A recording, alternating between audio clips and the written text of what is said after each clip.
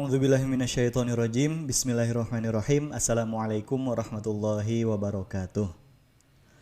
Alhamdulillahirabbil alamin wassalatu wassalamu ala Rasulillah wa ala alihi wa ashabihi ajma'in. Amma ba'd.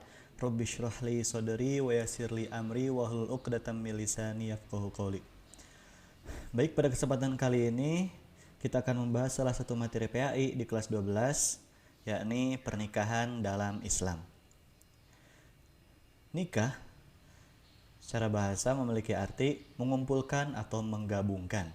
Sedangkan nikah secara istilah artinya adalah akad yang mengikat lahir dan batin seorang pria dan wanita sebagai suami istri. Yang dimana jika akad ini telah terlaksana, maka akan timbul hak dan kewajiban masing-masing. Baik itu hak dan kewajiban suami kepada istri maupun sebaliknya, istri kepada suami. Lalu hukum nikah. Hukum nikah pada dasarnya berhukum sunnah, yakni sunnah yang dianjurkan oleh Rasulullah SAW. Akan tetapi hukum nikah ini bisa berubah-ubah, bisa menjadi wajib, sunnah, mubah, makruh, bahkan haram, tergantung orang yang akan menikah tersebut. Hukum nikah bisa menjadi wajib apabila orang yang akan menikah mampu dan sudah ingin untuk menikah dan juga takut maksiat, takut terjerumus ke dalam zina. Misalkan seseorang ini sudah dua orang, laki-laki dan perempuan, sudah sering bareng, sudah kemana-mana bareng, sudah sering bepergian bareng, kemana-mana main dan lain sebagainya. Dan dia juga mampu untuk menikah, ada biaya dan lain sebagainya, dan juga ingin untuk menikah, maka sudah hukumnya wajib kepada dia untuk menikah karena takut akan terjerumus ke dalam maksiat. Lalu nikah memiliki hukum sunnah apabila orangnya mampu ingin menikah, akan tetapi dia aman dari maksiat atau bisa jaga diri. Insya Allah bisa jaga diri, tidak akan terjerumus ke dalam dosa. Lalu nikah menjadi mubah hukumnya apabila orang ini mampu untuk menikah dan juga dia aman dari maksiat, insya Allah tidak akan jatuh ke dalam dosa. Akan tetapi dia tidak ingin, maksudnya nikah oke, gak nikah juga gak apa-apa. Nah gitu, maka hukumnya menjadi mubah bagi dia, boleh. Lalu hukum nikah menjadi makruh apabila orang ini mampu, akan tetapi dia khawatir akan menyakiti calon pasangannya. Jadi setelah nikah nanti takutnya dia akan menyakiti, khawatir, tapi belum pasti bakal menyakiti, enggak, tapi dia hanya khawatir akan menyakiti, maka makruh. Misalkan dia penghasilannya belum seberapa, tapi memiliki penghasilan tapi belum seberapa, mungkin dia memikirkan masih kurang penghasilan ini untuk hidup berkeluarga. Itu kan khawatir akan menyakiti apanya? Menyakiti lahirnya dengan nafkah yang kurang dan lain sebagainya. Itu. Dan nikah menjadi haram hukumnya jika seseorang yang akan menikah ini yakin tidak mampu memenuhi kebutuhan. Misalkan dia memiliki penyakit yang dimana tidak memungkinkan baginya untuk melakukan hubungan suami istri, misalkan memiliki penyakit di alat kelaminnya misalkan, dan menyebabkan dia tidak mungkin berhubungan suami istri, maka haram baginya untuk menikah jika tidak memberitahukan hal ini kepada calon pasangannya. Kecuali jika sudah memberitahu kepada calon pasangannya, sudah dijelaskan bahwa saya itu gini dan kata calon pasangannya ya udah gak apa-apa, maka tidak menjadi haram hukumnya. Haram jika tidak memberitahukan sama sekali. Lalu mahram nikah. Mahram itu apa? Mahram itu adalah orang-orang yang haram untuk dinikahi. Jadi bukan muhrim. Kalau muhrim itu artinya adalah orang yang melaksanakan ihram. Mahram nikah atau orang-orang yang haram untuk kita nikahi, Allah jelaskan dalam Quran surat An-Nisa ayat 23-24. Untuk lebih rincinya kita akan bahas kali ini. Jadi mahram nikah itu dibagi menjadi dua bagian. Ada mahram mu'abbad dan mahram ghair mu'abbad. Mahram mu'abbad adalah mahram yang orang-orang yang haram untuk dinikahi selama-lamanya. Sedangkan ghair mu'abbad adalah orang yang haram untuk dinikahi sementara atau bisa jadi ke depannya karena ada suatu sebab orang-orang ini boleh untuk dinikahi, yang termasuk mahram ghair mu'abbad. Contohnya apa? Orang yang mahram mu'abbad ini adalah kerabat kita, misalkan saudara perempuan kita, maka kita selama-lamanya haram untuk menikah dengan saudara perempuan kita. Sedangkan ghairu mu'abbad, misalkan istri orang. Istri orang kan mahram ya, tidak boleh kita nikahi karena dia adalah istri orang. Tapi kalau istri orang ini udah cerai, maka dia halal untuk kita nikahi. Begitu. Nah, yang termasuk ke dalam mahram mu'abbad pertamanya, mahram mu'abbad atau orang-orang yang haram untuk dinikahi untuk selama-lamanya, yaitu orang-orang yang termasuk dalam pertalian darah atau kekerabatan. Maka kita tidak boleh menikah dengan ibu kita. Misalkan ayah kita sudah tidak ada, tinggal ibu kita, lalu kita ingin nikah dengan ibu kita, itu tidak boleh, haram hukumnya. Juga sampai ke atas, sampai ke nenek, sampai ke atas nenek, buyut-buyut dan lain sebagainya, dan seterusnya ke atas, itu tidak boleh kita nikahi. Lalu kita juga haram untuk menikah dengan bibi kita, baik itu dari ibu maupun bibi dari ayah. Kita juga tidak boleh menikah atau haram menikah dengan ibu tiri kita. Misalkan ibu kandung kita sudah meninggal, lalu ayah kita menikah lagi dengan seorang wanita, wanita ini menjadi ibu tiri kita, lalu ayah kita juga meninggal, maka kita tidak boleh atau haram menikah dengan ibu tiri kita. Kita juga haram untuk menikah dengan saudara perempuan kita, baik itu kakak maupun adik perempuan. Kita pun haram untuk menikah dengan keponakan kita.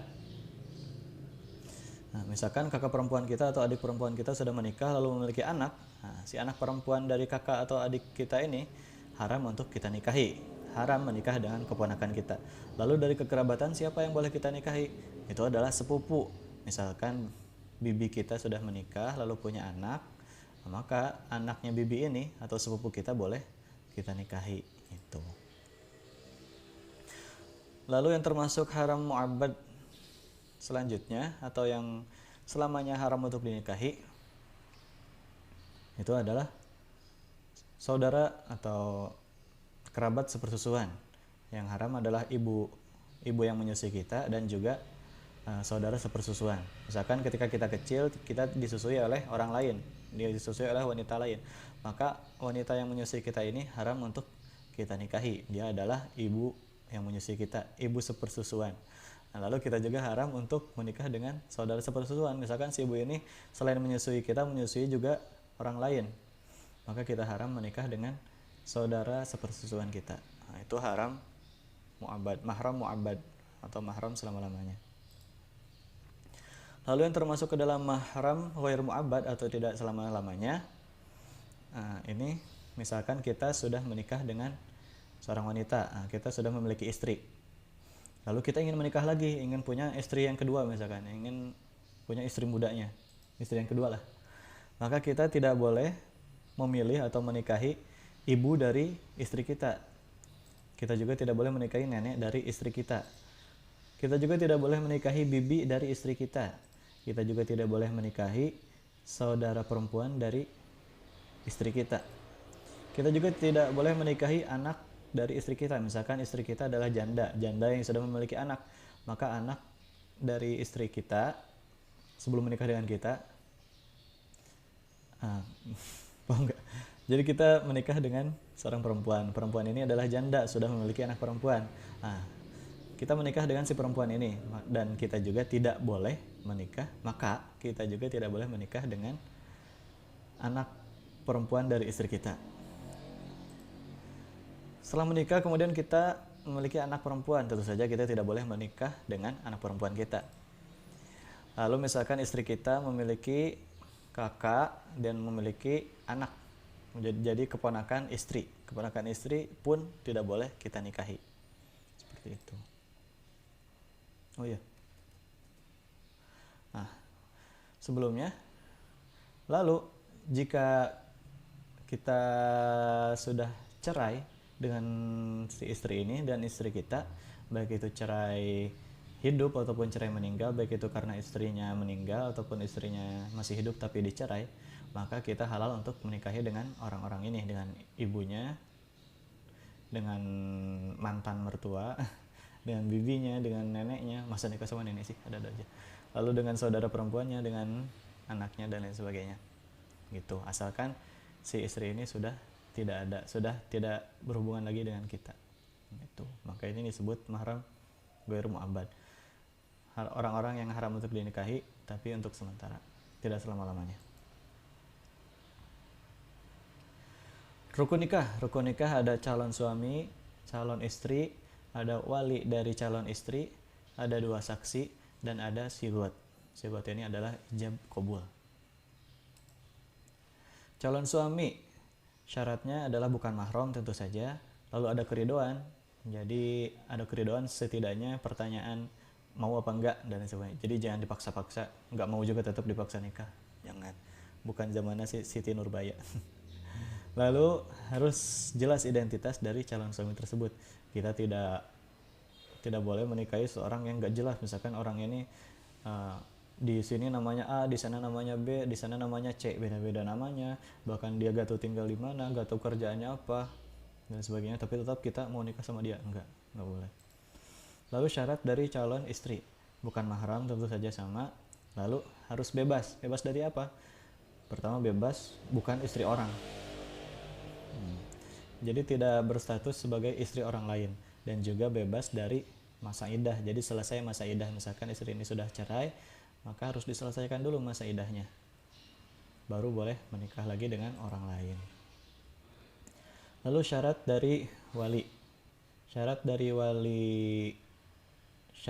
wali dari calon istri adalah bapak kandung. Nah, pertama yang paling diutamakan adalah bapak kandung. Kalau gak ada bapak kandung berarti kakak laki-laki, atau gak ada lagi adik laki-laki, dan pokoknya kerabat-kerabat yang laki-laki. Jika tidak ada sama sekali, maka bisa dari pejabat pemerintahan, dari KUA misalkan. Asalkan nggak sebelum ke KUA, kalau nggak ada bapak boleh digantikan dengan kakak, adik, dan lain sebagainya. Yang penting dia sudah akil balik, sudah balik dan berakal. Jika tidak ada, maka bisa diwakilkan oleh pejabat pemerintahan dari KUA misalkan. Lalu syarat dari saksi harus laki-laki yang merdeka. Jadi dua-duanya, 2 saksi ini harus laki-laki dan juga merdeka, bukan budak. Jika gak ada laki-laki, misalkan laki-lakinya cuma ada satu lagi boleh sama wanita, tapi satu laki-laki diwakilkan oleh 2 wanita. Maka kalau gak ada laki-laki sama sekali di kota tersebut, misalkan di kampung tersebut gak ada laki-laki sama sekali, maka diwakilkan oleh 4 orang wanita. Tapi kan gak mungkin ya, pasti ada laki-laki. Maka yang wajibnya, yang utamanya adalah saksi dari 2 laki-laki yang merdeka. Lalu saksi ini juga tidak boleh sebagai wali. Jadi tidak bisa wali dikatakan sebagai saksi, tidak boleh ngerangkap jabatannya, tidak boleh ngerangkap. Wali ya wali, tidak boleh sebagai saksi, saksi ya saksi, tidak boleh merangkap sebagai wali. Dan juga tidak terpaksa. Lalu syarat dari sigoh, tidak bersyarat. Sigoh atau ijab qabulnya tidak boleh bersyarat. Misalkan bersyarat apa? Bersyarat waktu misalkan. Saya terima nikahnya selama 2 tahun. Setelah 2 tahun saya cerai misalkan. Gak boleh seperti itu. Dalam ijab qabul tidak boleh bersyarat. Atau saya terima nikah, atau dari ijabnya saya nikahkan dengan syarat ini. Dengan syarat ini misalkan. Saya nikahkan dengan syarat nanti harus menghajikan kami, lalu memberi Lamborghini kepada istrinya dan sebagainya misalkan. Nah, itu gak boleh, tidak bersyarat. Ijab qabulnya tidak boleh bersyarat. Lalu ijab qabulnya boleh menggunakan bahasa apapun, boleh bahasa Indonesia, boleh bahasa Sunda, bahasa Jawa, boleh bahasa Arab. Qabiltu nikaha wa tazwijaha, misalkan kayak itu kalau bahasa Arab. Bukan sindiran. Nah, jadi ijab qabulnya bukan sindiran. Misalkan kata si wali ini, saya nikahkan anak saya bla bla bla, lalu qabulnya bukan saya terima nikahnya, misalkan apa ya, dengan sindiran, dengan kata-kata misalkan saya misalkan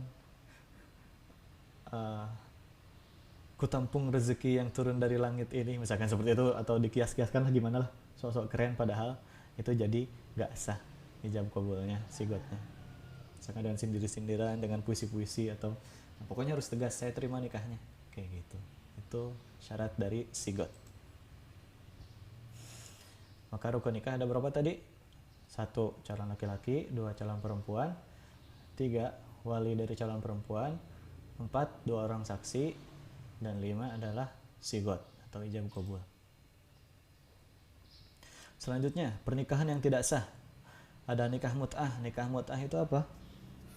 Nah, nikah mut'ah adalah nikah yang menggunakan jangka waktu. Jadi kita nikah tapi buat 2 bulan aja, setelah itu cerai ya. Nah, kayak gitu. Jadi dari awalnya udah disyaratkan seperti itu tidak boleh. Lalu ada juga nikah sigor. Nikah sigor itu barter tanpa mahar. Jadi misalkan saya nikahkan, misalkan saya sebagai bapak nih, saya nikahkan anak saya dengan kamu, dengan anakmu. Misalkan kamu menikahkan anakmu dengan saya misalkan, kayak gitu. Nah, pokoknya barteran lah tanpa mahar. Lalu nikah yang tidak sah juga nikah muhalil. Nikah muhalil itu jadi setelah seorang perempuan dicerai oleh suaminya, di talak 3. Nah, kan setelah talak 3 tidak boleh dirujuk kembali. Jadi setelah talak 3 dia harus menikah dulu dengan orang lain, lalu boleh menikah lagi dengan si mantan suami ini. Maka tetapi nikah dengan orang lainnya ini tidak boleh di-planning oleh si mantan suami ini. Misalkan mantan suami ini udah talak 3 nih kepada istrinya, tidak boleh rujuk lagi. Lalu mantan suami ngomong ke temannya misalkan, nikahin ini dong mantan istriku biar tapi nanti ceraiin lagi ya langsung biar bisa nikah lagi sama aku, jangan gitu. Itu tidak boleh. Itu nikah muhalil. Lalu tidak sah juga pernikahan ketika kita sedang ihram, baik itu ihram umrah maupun ihram haji. Nggak boleh nikah. Kita lagi ke Mekah misalkan ketemu, wih cakep nih, nikah langsung di Mekah. Nggak boleh kalau masih dalam umrah ataupun haji, masih ihram. Lalu dalam masa idah, perempuan setelah cerai, baik itu cerai mati ataupun cerai hidup, tidak boleh langsung menikah, harus menunggu selesai masa idahnya. Masa idah itu berapa? Banyaklah penjabarannya. Masa idah yang sedang hamil berarti sampai melahirkan, masa idah yang tidak hamil berarti salah satu kuru 3 kali suci, dan lain sebagainya, banyak macam-macamnya. Lalu pernikahan tanpa wali. Jadi pernikahan tidak sah jika tidak ada wali si calon pengantin perempuan. Itu tidak boleh, tidak sah nikahnya. Lalu dengan non muslim, itu tidak sah nikahnya, karena kata Allah, wala abdun mu'minun khairun min musyrikin walau ajabatkum. Hamba sahaya yang muslim itu lebih baik daripada orang merdeka tapi non muslim untuk dinikahi. Lalu selanjutnya pernikahan yang tidak sah adalah menikahi mahram. Jadi misalkan kita nikah dengan saudara perempuan kita atau dengan keponakan kita, maka itu pernikahannya tidak sah.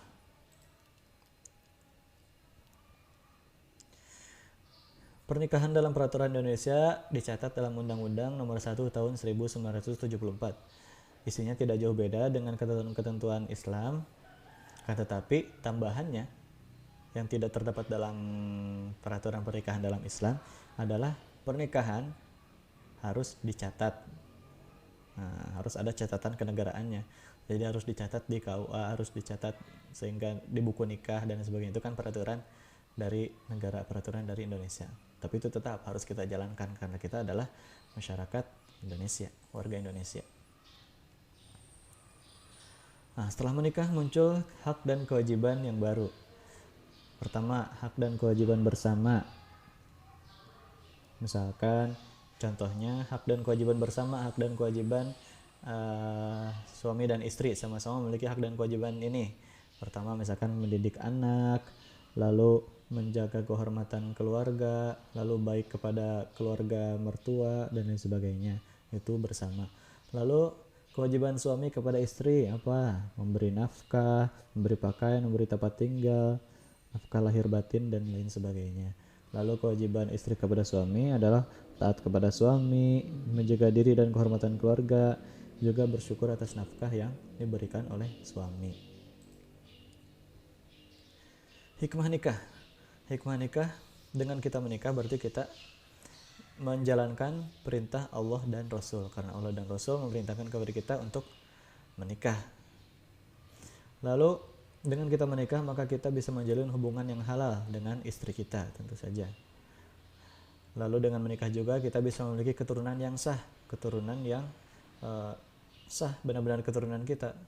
Kalau kita misalkan hamil di luar nikah lalu memiliki keturunan, itu bukan keturunan yang sah. Kenapa? Karena tidak bisa dinasabkan kepada kita. Jadi tidak tidak bisa bin kita. Bla bla bla, misalkan Siti bin kita, tidak bisa. Jadi dia tidak bisa memiliki apa ya? Tidak bisa mendapatkan warisan kemudiannya. Lalu ketika nikah, si anak hasil dari hamil di luar nikah, maka ketika nikah walinya tidak boleh ayah kandungnya, karena itu bukan ayah kan, karena itu bukan keturunan yang sah, tidak boleh si ayahnya, harus dari pemerintah. Lalu dengan menikah juga kita terjaga dari zina. Lalu dengan menikah juga memperluas persaudaraan. Kenapa? Karena menikah itu bukan antara si laki-laki dan perempuan, tapi antara keluarga laki-laki dan keluarga perempuan. Jadi terjalinnya ukhuwah Islamiyah antara dua keluarga besar. Cukup sekian yang dapat saya sampaikan. Mohon maaf jika ada kesalahan. Wabillahi taufiqul hidayah. Wabillahi taufiqul hidayah. Wallahu muwaffiq ila aqwamit thoriq. Subhanakallahumma bihamdika asyhadu an la ilaha illa anta astaghfiruka wa atubu ilaik. Wassalamualaikum warahmatullahi wabarakatuh.